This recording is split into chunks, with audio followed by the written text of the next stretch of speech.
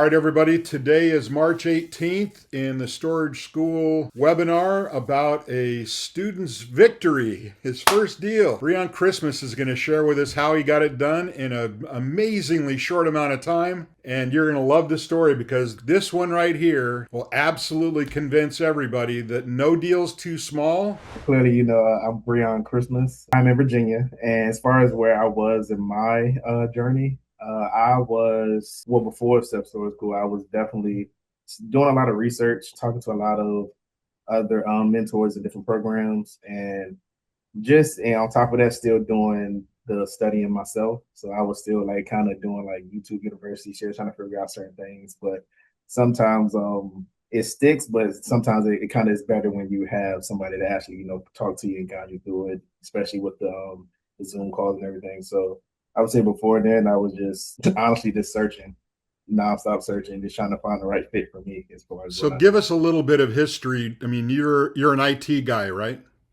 yes. So as an IT guy, what got you thinking about other ways to make money? Was far as that. So when it comes with me being an IT, there's not always since I've been in it, I never really had a full time as far as position. So in IT, when you have nothing but contracts, government contracts, so it's always a time frame. You will have a year, maybe 2 years, and you don't know if you might get a second one. So that was too much of a gamble for me, and I didn't like it. So I was like, man, I need to have something that's long term, something I can build, and in case something like they were like, "Hey, Breon, we can't have you back. I have something I can really trust and something I can really put my heart into." And without going into too much detail, tell me about the places you went before you got to storage. You said the places I went. Yeah, like what kind of asset classes? What kind of did you try doing vending machines or car washes or glamping or single family rent? I mean, what was your path? My path was honestly I was doing nonstop, nonstop searching, trying to find what really fit for me. Honestly, before then, before self storage, I was trying to do e-commerce, and then before then, I was looking into vending, but I never really pulled the plug as far as really I was doing it. being facetious. I just brought it up, but Yeah, so I was just trying to find something that was like literally that could be for me because, like I said, the IT was never something that was kind of long term. Always was always a contract. what made you decide to spend the money to go into this school? I would say honestly, it was the call when I had with you and Bree. The other ones, I guess, the other ones they were kind of just trying to be like, "Hey man, how soon can you do it? You can do it right now while you're on the phone," kind of thing. Just like they were just trying to get to me, but that when I was talking to you, you was like, man, you kind of you even when we were talking, it just felt I don't know, it felt like we kind of knew each other already. Just like we kind of reconnected. So it is more so that, and then on top of that, you end up leaving me. You gave me some knowledge that I could think about even after the call. So when you kind of left me with that, I was like, reached out to my wife. I said, I think I found it, and from there, it just like she was like, well, look, she was like, let's do it. And I was like, and from there, that's when I reached out to you and ended up doing it. Good. What were you skeptical at all about joining a program, paying what you paid, and joining a program? Uh, yes. I wouldn't say, and not this one in particular, but I was always just skeptical because I just didn't know. I didn't know if it was just going to be like maybe getting a program, then they just give me like a downloadable book, and then I just didn't know what to expect. So it was just the fear of the unknown. I would say if that was anything, but So, if I hear there, what changed your mind is it wasn't just online learn for yourself education. You saw something different. What was the that you saw that was different? I would say I ended up I think it what made me even do it. I guess it was just saying that it was actually from the post that was being posted from on the I think you joined in what, June or July, right? I want to say a little bit after that. I want to say no October, maybe November. I've been here for like 4 or 5 months, so I would say it's been like around 4 or 5 months. And then from there, I ended up completing the training modules. Ended up starting to learn how the self storage deals were analyzed. So even from like after my whenever I after work, I still stayed in my office all day long and still trying to understand the deals, playing back the recordings, and I started understanding the cap rates, the value add opportunities, and the owner financing. So wait, I want to do a takeaway for everybody on the call here. He completed the training modules, and I know because we have the numbers. You got your homework done in like 3 weeks on the 6 week boot camp. Yes. You did it fast. Yeah, I was working nonstop. All right, go ahead. And from after finishing the modules, I ended up starting to do the outreach. Literally right before I did that, I was on a call with Bree. I was letting her know like my thing where I was in the where I was at, and just my thought process. Just probably kind of venting to her, letting her know everything that I'm trying to do. And she gave me the Facebook outreach strategy. Once she gave me the guidance and everything, I literally reached out to 20 people every day for like 3 months, and I ended up doing it at the same time, literally when we was on that call. And right after the call, I started reaching out immediately. So I want to drill into that. When you say every day, what do you mean? 4 days a week, 5, 7 days a week? What do you mean? Every single day. 7 days a week, Every week. you reached out on Facebook. And then after the months of outreach, I finally ended up getting a response from a seller, which was in Texas. And he ended Can up, I stop for 1 sec? Because you didn't put something in here. In those 3 months, you also invested in another program, right? yeah, on top of Because those, you wanted to accelerate your acquisition cycle. So you spent a lot of money in another program that was supposed to bring you leads, and it didn't work either, did it? no. I ended up spending, I had my own virtual assistant. So even at times during my 9 to 5, they were literally texting me every day, hey, we have another lead. Hey, we have another lead. He was trying to do around the 200,000 actually. And I was Hello. no, sir. And that's when I started asking the questions. I'm like, what's your unit mix? How many people do you have? How many, what's your occupancy right now? I'm like, is it the same from what you had from the Facebook post? Yeah, at the Facebook post, I think he had like a 90%. And he was like, no, because I stopped caring for it. And I was like, well, that kind of changes a lot. So from Yeah, there, well, go into detail. What was of 30 units? How many were occupied? he said he was 90% occupied. So I'm guessing about what, 27, 28 units maybe. But when Uh, you got it, how many were there? it was only 10 units. Yeah, it was the opposite of 90%. Complete opposite. Yeah, complete opposite. He had less than 10 units occupied. He stopped caring for the facility. The overall improvement outside of it, he didn't care for it when I actually flew there to go see it. It was a lot as far as, yeah, just the upkeep of everything. It was just really, it wasn't good. So I sued the opportunity for improvement. I definitely seen an underserved market as far and as well as room to increase the occupancy. And So at this point, share with us, you live in Virginia. yes, Had you ever been to Texas before? no, Yeah. not entirely. How many trips to Texas did you take? I took the first one just to go meet with the owner and just to kind of walk the property. And then from there, I want to say it was that one. Then I took another one to kind of just to like get in the, I don't know, I think I wanted to take another just to kind of look at it again. I ended up wanting to meet the owner again just to kind of see what was going on. And then from there, I ended up getting the deal. So I want to say just literally, So two visits before you went under contract. yes, Two due diligence. So go yes. ahead, go into the next one because I want to talk now about what your vision was, because the vision is what really made this deal work. Yeah. And since purchasing the facility, I've been improving the property. I've installed cameras and lighting. I've partnered with U-Haul. I've been running local marketing, So let's stop for a and second from there. I there, don't want You did not partner with U-Haul in that U-Haul works with you in the storage side of it. You partner with them in that you do what? oh, so as far as me partnering with them, so I have their trucks, and so I became a U-Haul dealer. And what I have is, I am they have different parts when it comes to becoming a U-Haul dealer. So pretty much what they do with me, I think it's called 24/7. I want to say U-Haul 24/7, but it's like a 24/7 where they only do it through the app. So they have an app. They literally go there. They try to find if whatever kind of move it is. They were like the one nearest you is the one at affordable storage.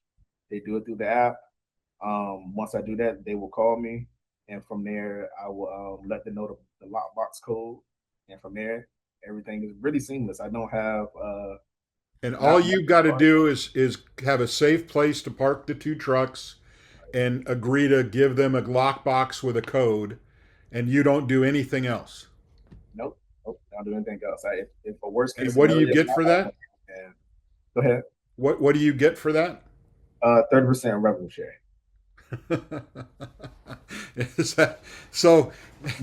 My guess is you'll make about 20-25% as much on that as you would on all your units filled. Absolutely. I Go appreciate on. it. Talk about And running the local marketing. What, you only have 2,100 people. What do you mean local marketing?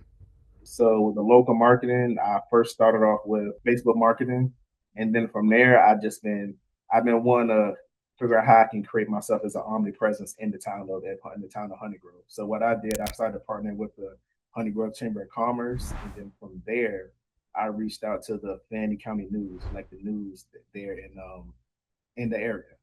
And from there, they reached out to me. He was running some billboards, and some billboards from there. He had a static one near me, which is in the Honey Grove, which would be perfect for me. He has a static one, and he had a deal where he'll give me four more for a good price. So pretty much he'll Yeah, give me good price. Everybody is $500 for a absolutely. year. I get five billboards for $500 for a year, and so my thought, what I did for that was I have one static one, and I have one digital one, which is in Bonham, which is like 15 minutes from Honey Grove. And then I'm going to sell the other three and make revenue as far as year after year with everyone else. So that's going to be my other stream of income for now. So I hope you guys are hearing the takeaways here. It only is 30 units, but Breon has already put two other income streams that are not typical for storage. He has two U-Haul trucks he's got a 30% revenue share in. And one of the things that he didn't go into details with is, yes, this town's only 2,100 people, but it's around four other towns on the same road. It's in the same road network that are these other towns are within an hour of each other, actually less than that, right? They're like 35, 40 minutes of each other. And these billboards are in these other towns. He's going to take two to advertise their status. They're not little monument boards that are on the ground. They're the big billboards, right? Yeah. He's going to take two for his store, and then he's going to revenue share the other two to help make more money per month. On a $500 investment for a year, what do you think you'll make per month on those two others when you get them sold out? Once I get them sold out, the guy told me that he's selling his for 2,000 per for a whole year. So he's not even doing per month. Yeah, So so you're looking at about $4,000 a year. How did you handle? You live in Virginia. How did you handle management? as far as management, I ended up partnering with. I have a handy. He's a military guy, and he literally does. He put up everything here. We ended up talking numbers, and ended up doing everything for me for like 1,400. So we ended up doing that, and he's literally ever since then. He's literally been the guy I go to for everything. He even So he gives me. got you going in the beginning, and then Yep. you pay him by the hour now. I pay him when I'll see whatever I need. He doesn't even ask for it. He just like, hey man, I just want to let you know, I just power wash your facility for you.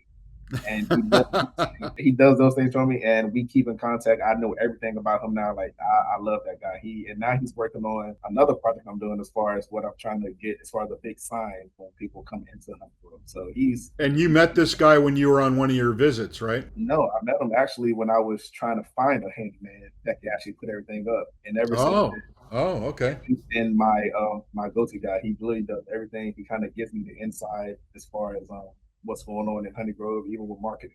So he So I know a bunch of folks. I take most of the calls for people getting into the school or wanting to do storage, and one of the biggest questions they all have is, how do I run a facility that's not next door? Did you ever in your mind think, I'm going to Texas? How am I going to get this thing managed? Or did you just figure you're going to work it out? I was just going to figure it out. It was either just me trying to find the perfect time to do it and trying to find something near me, or find something that I could do, and I was going to make it happen. So I just ended up making it happen. And once I got everything up and running, it's been very seamless. I just had to go for it. So my takeaway to everybody on this call is you don't have to know how it's going to work. I was at 40, now we're up to 70% now, and we damn ready to continue climbing. And you got one today. I Yeah. literally just got one today. Yep. Before we go further on that, so what that means, if you and I talked about numbers, that means you were cash positive from month one. Is that correct? Absolutely. So, you guys, this is something really to be excited about. Bree and I just went over our taxes for our store, we're 3.5 years in, and our first year was not cash positive. First 2 months were not cash positive because we had a lot of things we were doing. We were doing construction and stuff. It was a bigger deal. We ended up making money by the end of the year, but it wasn't month one. cash positive. Breon got cash positive with 10 units occupied because he got the right deal. And there you go. Your lessons. The first one I would say is absolutely the right lesson. Yeah, the lessons I got from it was taking action. Consistency beats perfection, and building relationships with the owners. And small markets can still produce opportunities. And the first deal builds confidence. Go back to the consistency beats perfection, because that's what got me to my first deal. Instead of trying to wait for the perfect time, and me being consistent throughout those 3 months, every single day, reaching out to those people, making those connections. And honestly, I would say the only time I was ever nervous is when I was with Bree making that first DM. But from there, it was I just like is either just go for it. And I just started really building connections and started building rapport with everyone. And I thankfully I ended up getting that first deal. Let's suffice it to say for everybody here, you're looking at 18 months into this deal, minimum 12 to 18. It looks like, and I didn't know about the revenue on the ads on the billboards. This could actually increase that number. But it looks like you will be able to refi the seller financing loan in about 12 to 18 months and pull out somewhere between $100,000 and $150,000 equity that you built on your taking action, consistency, and vision of making a little dirty place into something special. And in your business, in your own life, have you ever been able to make 150 grand in 18 months? No. With this, I mean, really, when you put the number of hours into this, it hasn't been a whole lot, has it? Other than your first 3 months of working. No. As just really going out here, really taking the steps and really going forward. How many hours a week are you working now on your facility? I would say just a few hours a week outside of the calls I get, making sure everything's good, make sure everybody is up to date with their payments, and everybody's on recurring payments, thankfully. So it's pretty seamless outside of that, and the calls I take is, I would say, a few hours a week. And guys on the call, remember, he's taking the phone calls. He's the call center. Yes. Because it's only 30 units. It's not a lot. Oh yeah. As far as what's next, my goal is literally to increase the occupancy at my Honey Grove facility. Continue acquiring additional facilities and scale towards a larger self-storage portfolio. And you're also you're submitting deals for wholesale, because guess what, guys? His consistent action of connecting with owners, 20 owners a day, you stayed with that, right? You didn't stop that, did you? No, I stayed with it. I even backtracked to talk to the previous one that I can. So there's a huge takeaway. He's in the close. He's starting to run his own facility, and he did not stop his acquisition cycle. Why? What are you going to do with those? You don't have the down payment money to get a new one. What are you going to do with them? He's going to wholesale them. And everybody here knows we have a wholesale partner. He's going to split with a wholesale partner. And he's already, I think, what are you on 2 or 3 deals that you're submitting already? Yeah, I'm going to have 2. Yeah. So everybody that's on the call, what I hope you take away is the consistency, the take action before you know what's going on. And I would ask you this question then. If someone's been watching the self-storage school with Bree for a while and they haven't pulled the trigger yet, what would you say to them? Taking more of a risk not doing it, and then actually doing it, just take action and go for it. I would say just take that action, go for it. It's a big risk not doing it, just sitting on the sidelines if you really want to. Yeah, where would you have been? Because you could have figured out a lot of this stuff on Zooms and Google and AI and all that. Could have taught you a lot of this stuff, right? Mm-hmm. But what was different? I think you already said it to us in a couple places. Yeah, I would say it was just the connection. Us being able to join these Zoom calls, having the connections, the going back to looking at the it's a different word for it. I want to say like the contact list that we have here in our self-storage, where we're able to reach out to the people that we connected with previously. So like I was able to speak with John. He was the guy that helped me with my PSAs and everything. So that was the guy I was able to work with. So just being able to connect with having having the resources for it. It was just like second. So in my words, that would be the community. Absolutely. Because you were on multiple calls with Bree, with me, with John, and with a couple of other folks, right? Yeah. And DeMonte? Absolutely. He was a big help for you. Yes. So the community really is what helped advance you. Is that correct? 100%. Okay. All right. What's the one thing you wish you knew before you started? Before you started the school, what was the one thing you wish you knew? Ish, that's a good question. I would say the one thing I wish I knew. Well, let me ask it a different way.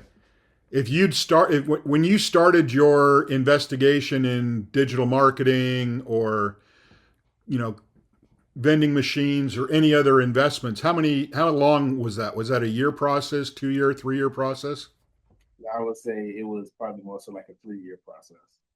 A lot that I So would if you'd known what you know now, would you have wanted to start 3 years earlier? I would say yes, but I still didn't have a community. I wouldn't have the community. I would have In wished. the school, if you had the school Yeah. 3 years ago. Oh, absolutely. I would have. Yeah, I would have absolutely wanted to. Yeah. Yeah. So the other answer to that question is there's never, the best time to start is now. Absolutely. Yeah, the best time to start is now. Take action. Do what you need to. Join the community. Be a part of it. Join the calls. Learn on the Zooms. Really take the time to really learn and kind of own in on your craft and take action. It's better to be an imperfect action taker than a perfect preparer. Awesome. That's great. So we'll open the channel up now for anybody that's got questions. You can stop sharing your screen if you want. And before we go into questions, do you mind, Breon? Can you tell people what the goal is for what it will it be worth in 3 years? Like, what's your thoughts on what it would be worth based on all the income coming in? With the income, before I even did the billboards, we were looking at with me buying and purchasing at 90,000, we were looking at having it at 270,000. That's what we were looking at from there. Yeah, that's the number you and I came up with. Yep. Amazing. And that's So what before the billboards, which is what do you think your cap rate is? I would say I'm at like a 8 cap rate.